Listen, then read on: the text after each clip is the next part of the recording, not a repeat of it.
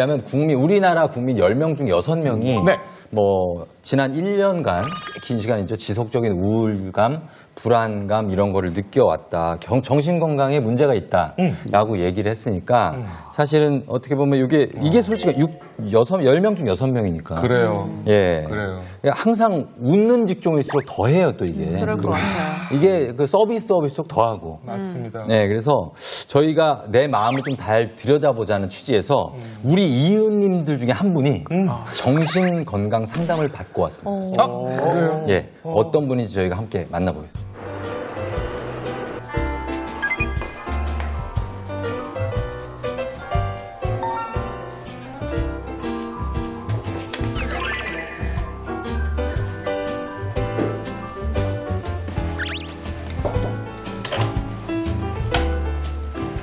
예, 안녕하세요. 예, 앉으십시오. 예. 본인의 좀 힘든 얘기나 어두운 얘기는 별로 남들에게 안 하는 편이세요?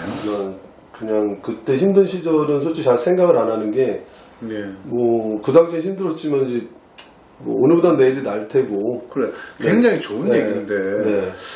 선생님 보통 사람이 겪는 그 정도의 수준은 아니고, 흔히 말하는 트라우마 정도란 말이에요. 네. 안 힘들었어요? 저는 목발을 짚고 생활을 했었고, 그 목발을 짚고, 공을 차고 막 친구랑 다 뛰어놀고서 막, 이렇게 같이 놀았었어요. 그래서 잘 몰랐는데, 그 시내를 딱 나갔는데, 목발 짚고 가는 제 모습이 너무 추하더라고요. 초라한다기보다 더 추하더라고요. 내가 그럴 이렇게, 수도 있죠. 이렇게 이런 식으로 걷나래요? 내 다리는 저렇게 꺾여 있었나? 막 하는 거에 너무 원망스럽더라고요. 제가 부모님한테 이제 막 자명종 던지면서 유리에다 집어내서 왜 나를 이렇게 장애인으로 만들었냐라는 이야기를 한 적도 있고. 근데 절단하고 나서 달라진 게 뛸 수가 없고, 의족을 하더라도. 걷는 게 더 힘들어지고, 뭔가 막 더 게을러지고 막 이렇게 되는 거예요. 또 다른 장애를 가진 느낌? 근데 얻어지는 건 그런 생각을 했어요. 아, 우리 아이들이 커서 아빠가 장애인이라는 놀림을 안 받구나라는 생각을 하게 됐어요. 이렇게, 다리를 자르기 전이나, 왜 이러지? 왜 이러지? 제가 눈물이 많아져갖고 나이 먹고 나니까. 선생님 이렇게 약간 슬퍼하는 모습도 그냥 자연스러운 것 같아요.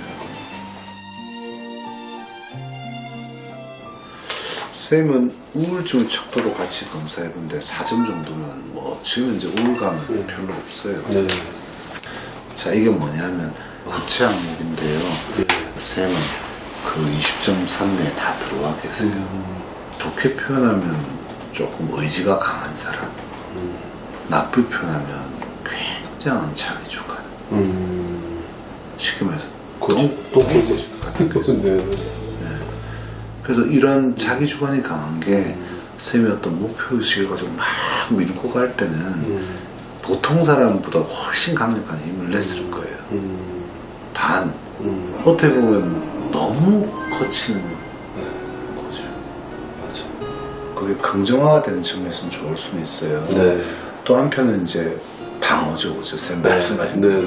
방어가 쓰다 보니 당장은 안 보시게 되는데 나중에 이제 그런 습관 비슷한 내용들이 다른 영역에서 화려한 삶의 절정 시기에서 이제 내려와야 되고 주장도 내려와야 될 수도 있고 이런 시기에 이제 조금 더 우울감이나 좌절감을 더 키울 수도 있다는 그 점을 제가 좀 느껴서 드리는 말씀. 제가 정신과에서 권고드리고 싶은 거는 아내의 박수, 아내의 어깨동무가 사실은 장기정 쌤한테 가장 큰 행복을 줄 수 있을 거예요. 제가 힘들어 한다고 없는 다리가 나오는 것도 아니고 해서 그냥 장애를 받아들이다 보니까 좀 잘 살아갔다라고 생각했는데 제 자신 또 돌아보는 계기가 된 것 같아요. 정말 감사합니다.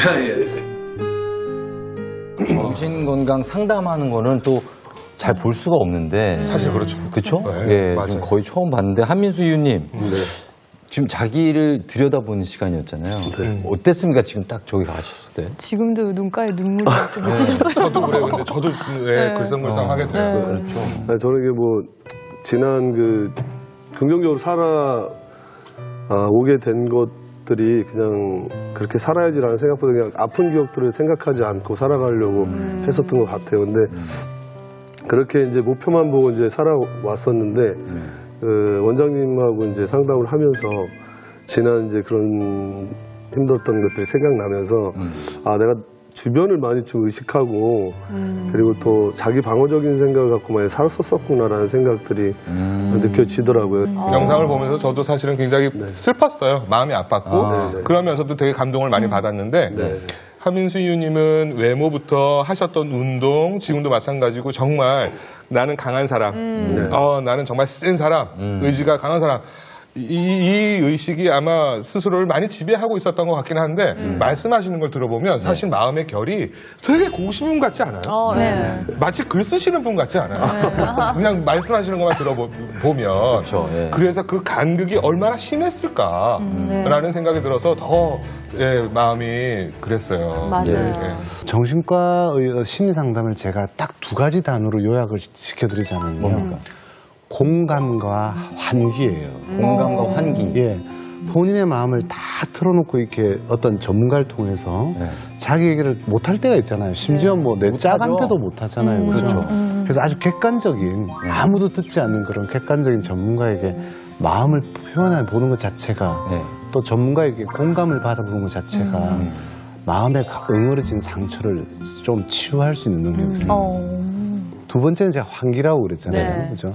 우리도 방에 이렇게 오래 공기가 꽉 차 있으면 환기해야죠. 굉장히 환기해야 되듯이 이 감정의 환기를 좀 일으키고 나면 의외로 조금 싱싱해지는 느낌 같은 마음이 그런 부분이 있기 때문에 사실은 이제 정신과의 방문이 서구에서는 굉장히 일반적인데 한국에서는 굉장히 많이 이상한 경우에만 가야 되는 것처럼 또 의지가 약해서 가는 것처럼 이렇게 봐야 되는 게 참 문제 같아요. 특히 요즘에는 사실 이렇게 무슨 정신과라고 해서 무슨 병이라기보다는 스트레스가 쌓이면 이게 마음의 건강을 맞아요. 해치니까 우리 이웃님들의 스트레스 정도를 좀 테스트를 한번 해볼 텐데 테스트 너무 스트레스 받아. 그럼 그것도 항목에 넣으세요. 시험 보는 거, 시험 보는 거. 스트레스 자가진단법인데 우리 다 같이 해보는 건 여러분도 한번 10가지 항목 중에 해당되는 항목을 살포시 손으로 접어주시면 됩니다. 네. 그럴까요? 네.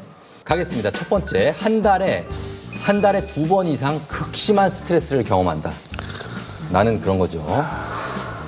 접으시고요. 두 번째, 아무리 쉬어도 피로가 풀리지 않는다. 3번, 온종일 불안, 우울 혹은 분노를 느낀 적이 있다. 온종일. 4번, 최근 성욕 감퇴를 느낀 적이 있다. 5번, 체중이 쉽게 불어난다. 6번, 갑자기 단 음식, 밀가루 음식이 먹고 싶은 적이 있다. 예, 손가락 접으세요. 7번, 기억력이나 집중력이 떨어질 때가 있다. 8번째, 두통이나 어깨, 목의 근육 긴장이 자주 느껴진다. 9번째, 소화불량, 설사, 변비 같은 소화기 증상이 자주 발생한다. 마지막 10번째, 감기나 몸살, 입술에 물집 같은 바이러스 질환에 자주 걸린다. 이렇게 10개입니다. 자, 그러면 결과를 신명진 이웃님부터 한번 볼게요. 몇 개 접으셨습니까? 전 2개. 2개밖에 안 돼요. 네. 2개면 정상이에요, 그냥. 아, 그렇죠. 3개까지는 정상입니다. 그렇죠. 자, 김종우 이웃님 몇 개입니까? 전 4개. 4개? 4개예요. 그 중에서 뭐 제일 제가 네. 저는 지금 다이어트가 일상화가 돼 있다 보니까 저도 이제 단 거나 밀가루가 땡길 때가 되게 많아요. 스트레스가 많으시구나. 근데 그거에 대해서 참아야 되니까 예. 그거에 대해서 좀 스트레스가 오는 것 같아요. 그리고 힘들고. 근데 좀 우울이나 이런 거는 온종일 있는 건 아닌데 네. 이제 제가 평소에는 내가 장애인이라는 거를 생각을 인지를 안 하고 잊고 살다가. 인지를 안 하고 이게 익숙하게 이렇게 생활하다가 네. 이렇게 혼자 다 준비하고 이제 휠체어에 딱 앉는 순간에 이게 너무 자연스럽게 당연시하게 이렇게 앉는 저를 보게 되는 거예요. 그때 뭔가 내가 왜 이러고 있지 이렇게 약간 혼자 현실 자각 타임이 오면서 살짝 좀 기분이 다운되고 막 이런 경우는 좀 있는 것 같아요.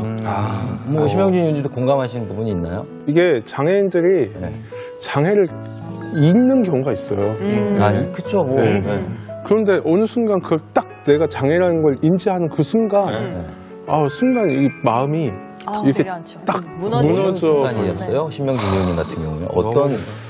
저 같은 경우는 이제 빙판길 같을 때, 이제 겨울에 네. 두 다리가 다 없이 의족이다 보니까 중심 잡기가 너무 힘든 거예요. 근데 이제 빙판길에 저도 모르게 한순간 갑자기 확 넘어져 버리거든요. 그래서 다시 일어나려고 하는데 다시 미끄러지는 너무 게 힘들고 있어요. 일어나기도. 네. 이때 막 이렇게 스스로가 이렇게 무너져 버려요. 다른 사람들 시선이 중요한 게 아니라 내 스스로가 내가 이게 다리만 멀쩡했다라고 하면 이런 생각을 확 드는 경우가 있거든요. 그럴 수 있겠네요. 이상민 의원님 몇 개 했어요? 아직 없네요, 지금? 저는 빵개. 0이에요, 진짜? 네. 와, 진짜 이상민 의원님. 근데 사실은 완벽하네요. 아예 없어요, 이게? 아니 좀 약간 제가 생각해도 이상하네. 빵개는 좀 심한 거 아니, 아니에요? 왜냐면 임신하면 소화불량 생기는데. 네, 근데 그거는 그런 것도 없어요? 그러니까 이런 거에 대해서 소화불량이네 너무 불편하다 막 어떻게 이런 게 아니라 당연한 소화불량이네 거다. 뭐 임신이니까 그럴 수 있지. 그냥 그쵸. 이런 거예요, 네. 그냥. 근데 제가 지금 걱정되는 게 뭐냐면 저는 연계인데 네. 저희 남편이 한 6개 되는 거 같아요. 제가 지금 그 얘기 하려고 그랬어요. 왜냐면 약간 우리 와이프랑 비슷해. 걱정은 내가 다 해. 아유, 이사 대충 하면 끝나는 거 힘든 게 힘들어 죽겠는데. 아니, 아유, 애 그냥 낳으면 되지. 너무 걱정되는 거. 아니, 저희 남편이 어제 두통이 있다고. 남편은 환장하죠. 두통이 있다고 어제 퇴근을 일찍 하고 왔더라고요. 네. 그것도 그렇고 요새 자꾸 몸살 기운도 있고 소화도 잘 안 되는 것 같고 잠을 자도 주말에도 피곤하대요. 이게 한 6개 되는 것 같은데. 난 지금까지 이상민 의원님 네. 되게 부러웠거든요. 근데 지금부터 되게 얄밉네요. 왜 이렇게 힘들게 해, 남편을. 저희가 왜 이웃들의 이 반응을 좀 봤더니요. 앞서 우리가 했던 코너가 마음의 건강이 어느 정도냐고 점수를 매겨봤잖아요. 예. 네. 근데 지금은 내용을 싹 바꿔서 스트레스가 몇 점 정도 되냐 물어봤잖아요. 네. 근데 아마 여러분들 이렇게 방송을 쭉 보셨으면 느끼실 텐데 조금 구체적으로 얘기가 더 나오세요. 그렇죠. 그래서 조금 사실은 마음이 건강해, 마음이 우울해, 마음이 안 좋아, 점수가 낮아, 나는 뭐 문제가 있거나 병원을 가야 되나 이런 게 아니고 사실은 지금 10가지 적어놓은 항목 의학 교과서, 미국 교과서에 나온 얘기들이거든요. 그렇죠. 이 10가지 항목이 마음이 뭔가 힘들 때 또 내용 보면 7, 8, 9, 10번 쪽으로 갈수록 몸의 얘기잖아요. 네. 뭐 속상하고 이럴 때 왜 우리 먹어서 그 해소하기도 하고 또 소화 불량이 오기도 하고 또 뭐 머리가 찌끈찌끈 아프기도 하고 결국 몸에 반응까지 영향을 주거든요. 네. 그래서 마음을 딱 마음으로만 해석하시면 안 되고 지금처럼 스트레스 또는 그래서 내 몸에까지 영향을 준다. 이걸 좀 같이 생각하시면 자신의 상태를 좀 더 이해하기 쉽지 않아요. 근데 이웃님, 그 어떤 게 먼저입니까? 그 정신적인 거에 뭐 먼저입니까? 몸이 네네. 먼저입니까? 몸이 아프면 정신이 안 좋아지는 겁니까? 정신이 안 좋아져서 몸이 아프게 되는 겁니까? 예, 저희들은 세 가지라고 생각을 해요. 네. 몸과 마음과 특이하게도 이제 요 두 개는 맞추세요. 개는 뭐 왔다 갔다 한다고 생각하시잖아요. 궁금한데. 그죠? 하나 더 있다면 네. 조금 전에 앞서 우리 저기 이 네. 아나운서님께서 네. 그 소셜 사회적이다 이렇게 얘기를 했는데 네, 네.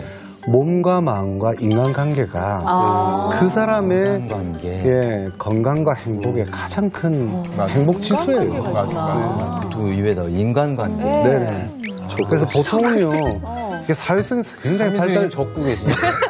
그냥 3개밖에 안 되는데 그냥 머릿속에 그냥 기억력 감퇴가 상당히 하시는 것 같은데. 어느 순간부터 메모하는 습관 좋은 거죠. 예. 정말 내 마음을 공감해주고 또 때로는 내가 그 사람의 마음을 공감해서 도움을 주고 있는 그런 소중한 존재가 있어요. 아, 그거구나. 인간관계구나. 예. 그럼 뭐가 먼저다는 건 없다는 거죠? 삼위일체. 저는 그 인간관계에서 하나 더 강조하고 싶은 게 뭐냐면, 그러니까 제 경우일 수도 있고 여러분의 경우일 수도 있죠. 중도장애를 가지면서 너무 제 슬픔에 막 갇혀버리니까 네. 내 가족들이 나만큼이나 슬프고 힘들어할 것이다라는 걸 너무나도 나중에 알았어요. 그건 정말 네. 근데 그때 생각을 하면 네. 오싹해요. 내가 어떤 행동을 했는가, 네. 어떤 말을 했는가. 저는 그래서 진짜 거의 공감하는 게 네. 저 같은 경우에는 10살에 이제 사고가 나서 장애가 생겼는데 사실 이제 어린 아이가 사고로 장애가 생긴 거잖아요.